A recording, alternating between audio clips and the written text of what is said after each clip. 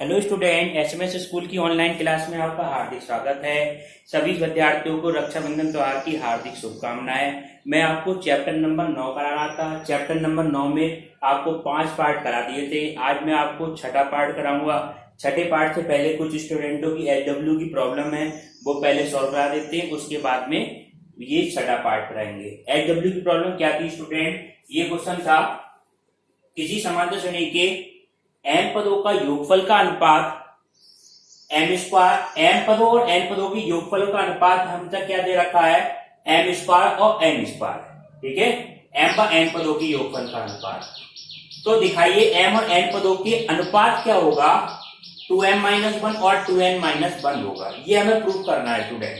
दिया क्या है? एम और एन पदों के योगफल का अनुपात दे रखा है। क्वेश्चन के हिसाब से क्या दिया? एसएम बटे एसएन बराबर एम स्क्वायर बटे एन स्क्वायर। तो एसएम का मतलब क्या हुआ? m/2 2a plus m-1 into D. ये तो m पद आ गया, m पदों का योगफल का। और ये क्या माना जाएगा? एसएन बराबर n/2 और 2a plus n-1 into D बराबर m स्क्वायर बटे n स्क्वायर। ये क्वेश्चन में दे देते हैं। ठीक है, क्योंकि श्रेणी एक है तो सार्वंतर और ए का मान पहला पद क्या रहेगा? सेम रहेगा। अब m से m कट जाएगा, n से n कट जाएगा, 2 से 2 कट जाएगा। ठीक है, हमें वैल्यू क्या निकालनी है स्टूडेंट? m व n पदों के योगफल का अनुपात। सबसे पहले आप 2 कॉमन ले लें। 2 कॉमन क्यों ले रहे हैं ये बताते हैं स्टूडेंट। a 2 कॉमन लेने के बाद क्या देगा? a plus m-1/2 into D upon 2, नीचे से कॉमन ले लें, a plus n-1/2 into D बराबर कितना हो जाएगा? m/n। 2 से 2 कैंसिल हो जाएगा। ये हमने स्टूडेंट ये 2 कॉमन क्यों लिया ये बताते हैं। देखो ये समझो ट्रिक क्या है इसमें। अगर हमें निकालना क्या है? m और n पदों का अनुपात तो निकालना है, tm और tn निकालना। तो इसका मतलब क्या निकालना पड़ेगा? a plus m-1 into D बटे a plus n-1 into D का मान निकालना पड़ेगा। तो हम यहाँ पे देखना है a का गुणांक कितना? 1। तो यहाँ पे a का गुणांक 1 करने के लिए हमने 2 कॉमन ले लिया। ठीक है, आंसर हमें से। अब ये देखो, यहाँ पे वैल्यू m-1/2 की जगह m-1 होता तो ये वाला पद क्या बन जाता? tm तो बन जाता। और n-1/2 की जगह n-1 होता तो ये tn बन जाता। तो हम इसके लिए क्या लिख सकते हैं? m-1/2 की जगह क्या लिख दो आप? m-1 ये लिखते हैं। इसकी आप 2 की गुणा करें। 2 की गुणा करेंगे तो m बराबर कितना हो जाएगा? 2m-2। ये किसका मान है स्टूडेंट? m-1 का। ठीक है, तो m बराबर कितना हो जाएगा? ये m-1 n बराबर कितना हो जाएगा? 2m-1। ये -1 उधर जाएगा तो कैसा हो जाएगा? प्लस का हो जाएगा स्टूडेंट। तो m बराबर कितना हो गया? 2m-2 और +1 तो 2m-1। ठीक है, अब इसी तरह हम वैल्यू किसकी लें? n-1/2 की जगह क्या रखें? n-1/2 की जगह हम क्या रखते हैं स्टूडेंट? n रख दें, n-1, क्योंकि हमें क्या रखना है? n-1। इंप्लाई n-1 बराबर कितना होगा? 2n-2। n बराबर कितना हो जाएगा? 2n-1। तो n का मान तो ये आ गया। n का मान क्या आ गया? ये। हम देखो हमें मान क्या रखना है? m और n के मान इसमें रख दो। ठीक है, m-1/2 की जगह तो क्या रख दो? m-1। n-1/2 की जगह क्या रख दिया हम? n-1। और m और n के मान क्या रख देना हमें? 2m-। m के पदों में रखना। एक बात का ध्यान रखना स्टूडेंट, यहाँ पे इसको इधर नहीं लाना। कहीं आप m का पर्टिकुलर मान निकाल के यहाँ रख दें, वो कांस्टेंट पदों में आ जाएगा। ठीक है, तो ये मान रखो आप। तो ये मान समीकरण नंबर 2 में रखेंगे तो a प्लस m-1/2 इसकी जगह क्या रख दें आप? m-1, क्योंकि हमें m पद बनाना, इंटू डी अपॉन नीचे क्या है student? a plus n-1 into D. m का मान कितना आया था? 2m-1। तो ये क्या मान आ गया? 2m-1 और 2n-1।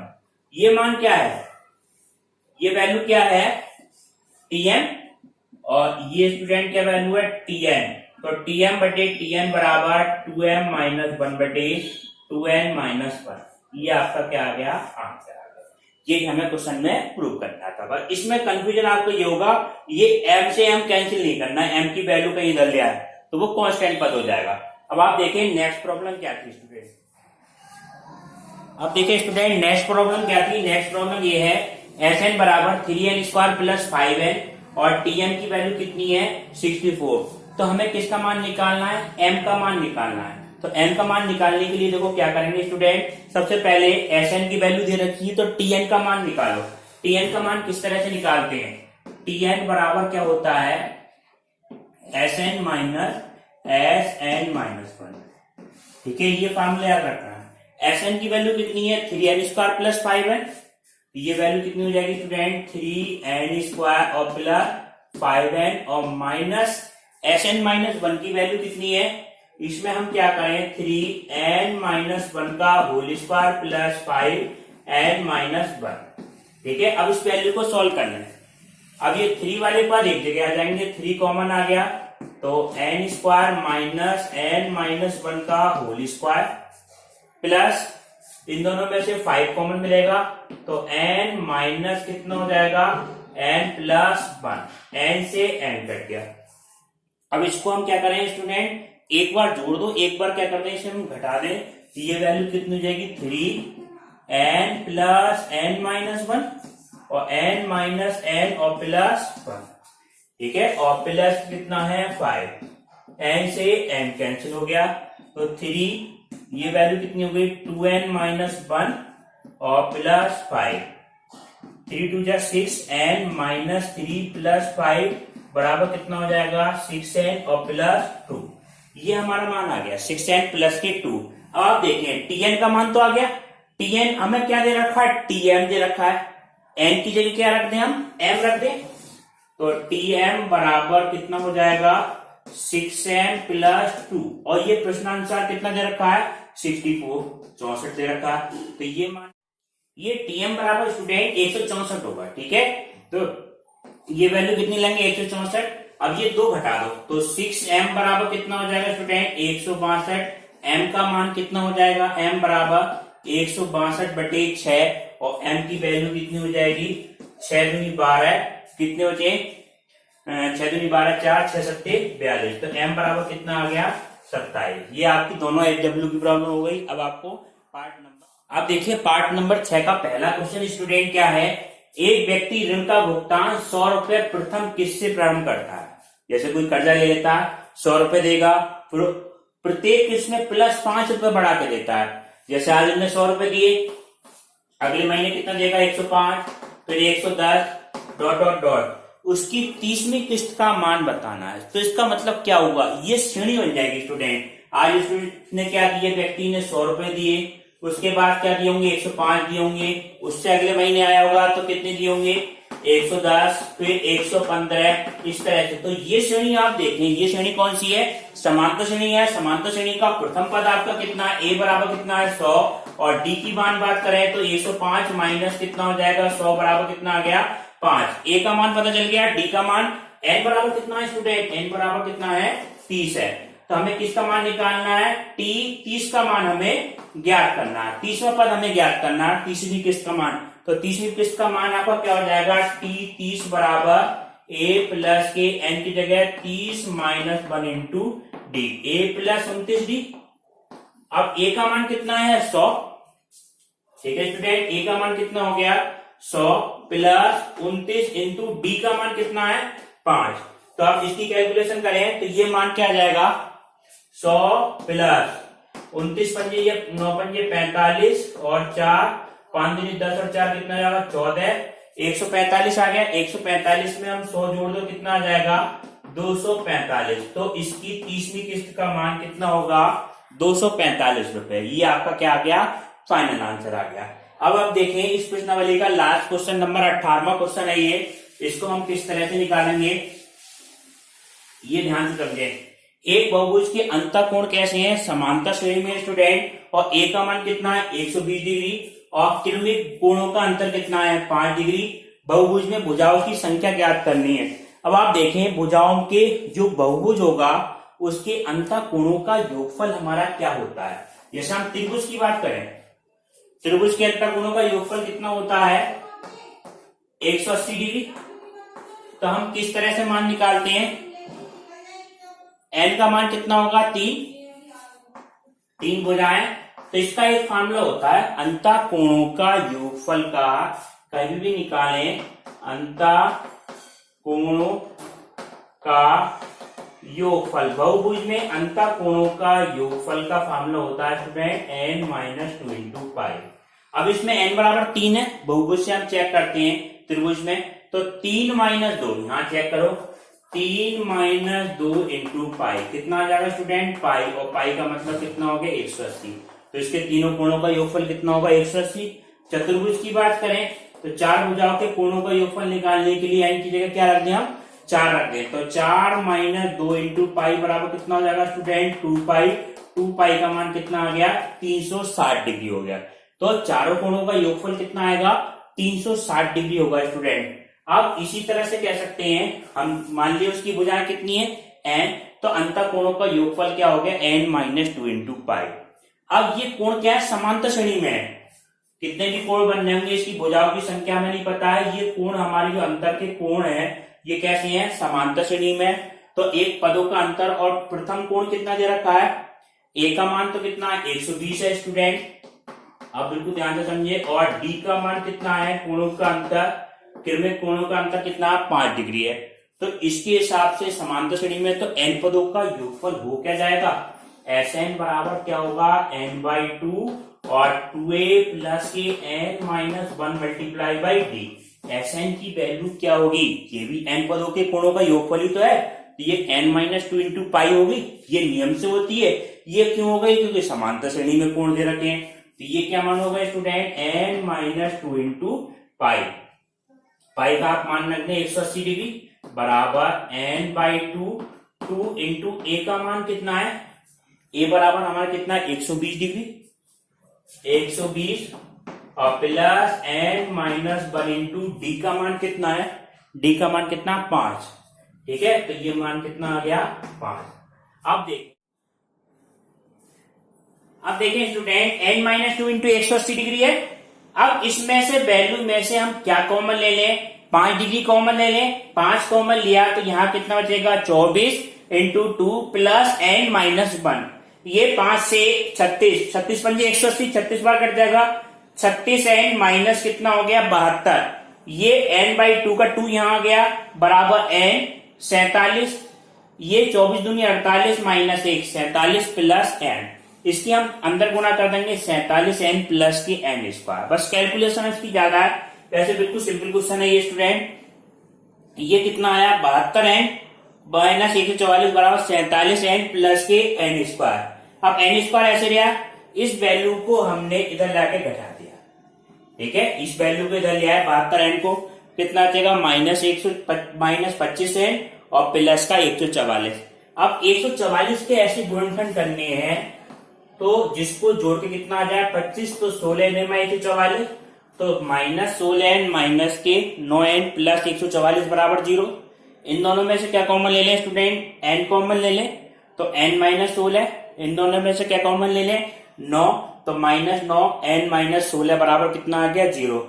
n-16 और n-9 एक ब्रैकेट में रहेगा, तो एक बार तो n का मान कितना आ जाएगा 9, ठीक है, n बराबर 9, एक n-16 बराबर 0, तो n का मान 16 आएगा, मगर n का मान 16 नहीं हो सकता। ये आपका आंसर आएगा n बराबर 9। ये क्यों नहीं हो सकता, अब आप देखो समझोगे क्या वैल्यू है। t16 का अगर हम मान निकालें, t16 का मतलब क्या हुआ, कौन सा एंगल हो जाएगा डिग्री, a प्लस 15d तो हो जाएगा, किसी समांतर श्रेणी का सोने पर a प्लस 15d। a का मान क्वेश्चन में क्या दे रखा है स्टूडेंट 120 डिग्री और d का मान कितना है 5। जब ये दोनों मान रखेंगे तो 120 प्लस 15 गुणा 5 75 हो जाएगा, 75 प्लस 120 195, जो कि किससे बड़ा है 180 से बड़ा है। जबकि क्वेश्चन में क्या दे रखा है, ये किसी अंतः बहुभुज के क्या है अंतःकोण है, और अंतःकोण ध्यान रखना है स्टूडेंट कभी भी 180 से ज्यादा नहीं हो सकता। कैसा भी एंगल बना ले हम तो 180 से ज्यादा नहीं हो सकता। 180 पे तो क्या हो जाती है स्ट्रेट लाइन हो जाती है, तो 180 डिग्री से कम होता है जबकि n बराबर 9 का मान 180 डिग्री से कम आएगा, तो इस वजह से ये पॉसिबल नहीं है। तो n का मान क्या आ जाएगा स्टूडेंट, आपका 9 आ जाएगा। गुणोत्तर श्रेणी क्या होती है, ठीक है, ये समांतर श्रेणी के ज्यादातर क्वेश्चन आपको करा दिए एक्सरसाइज के, ठीक है। अब देखें गुणोत्तर श्रेणी, गुणोत्तर श्रेणी, गुणोत्तर श्रेणी क्या होती है, ऐसी श्रेणी जिसमें पदों का अनुपात समान रहता है, वो श्रेणी हमारी गुणोत्तर श्रेणी कहलाती है। समांतर श्रेणी में क्या रहता था, पदों का अंतर समान रहता था स्टूडेंट, इसमें क्या रहेगा, पदों का अनुपात समान रहेगा। इसको एक एग्जांपल से बताते हैं, जैसे ए है, प्रथम पद ए और ए आर, इसमें आर की गुणा करते जहां A R square A R cube dot dot dot A R की घात एन माइनस के 1, ये मान आ गया ए आर की घात एन माइनस। ये श्रेणी हमारी क्या कहलाती है, आर एन जीपी, गुणोत्तर श्रेणी। प्रत्येक पदों का अनुपात समान है।